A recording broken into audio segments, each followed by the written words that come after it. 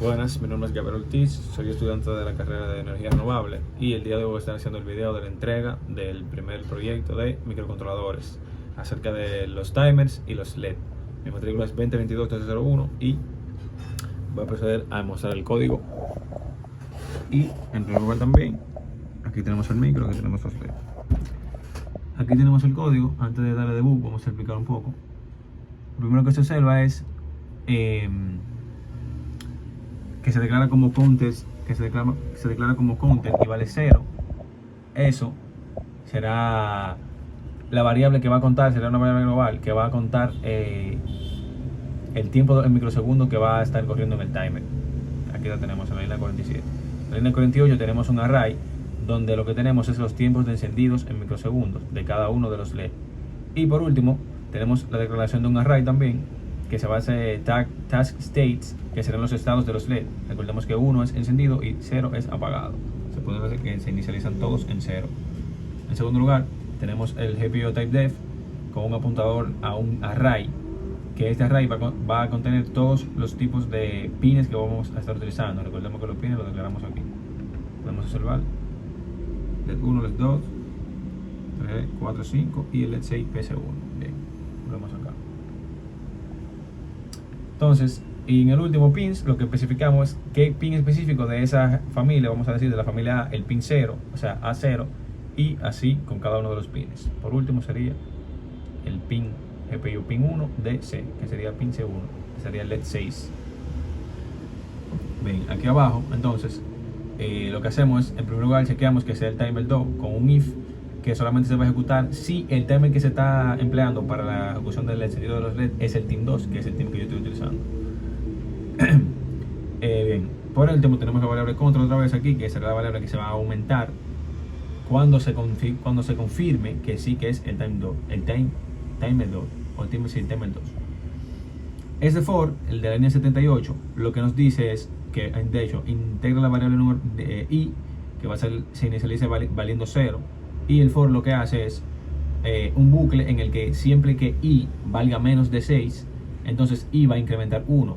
Entonces lo que hace es, con el segundo if que se ejecuta dentro del bucle de for, es que cuando counted sea mayor o igual que task time i, que i va a ser lo que se va a dar aquí en el bucle, y los estados de i, que serán los estados de los LED, se cumplan. O sea, cuando esas dos condiciones se cumplan, recordemos que es de la operación AND, estado i, que se ven aquí, task states va a cambiar del estado i, que probablemente sea 0 o apagado, a 1. Entonces aquí lo marca como que está ejecutada, es decir, la tarea está ejecutada y el LED enciende. Aquí se puede ver el HAL, que es el HAL GPIO Write Pin Ports. Esos son los puertos, ese es el pin y este es el pin set que va a ejecutar el encendido del LED. Y para el reinicio del contador tenemos este if, que lo que va a hacer es que cuando el counter, o sea, la valor que tenemos contando, sea igual o mayor a 550, hablamos de milisegundos, entonces el counter va a valer 0. Por ende, con este segundo for lo que tenemos es lo mismo, volvemos a integrar i, y cuando i entonces sea menor que 6, y entonces siempre va a aumentar su valor. Entonces cambia los estados de los LED, ahora que valen i, que van a estar encendidos, a 0, lo que hace que se apaguen, como dice aquí. Va a reiniciar toda la tarea, entonces van a pasar todos los LED de 1 a 0, de manera que se van a apagar. Aquí tenemos el HAL GPIO root SSL, el puerto y, o sea que aparece arriba, los pines, o sea, el pin específico con el que está cada LED y el pin. Entonces con el GPIO pin reset vamos a apagar el pin, vamos a apagar el LED. Vamos a hacer un debug de manera que se pueda ver que el programa funciona antes de ejecutar. Exacto, y nos pide que cambiemos la perspectiva.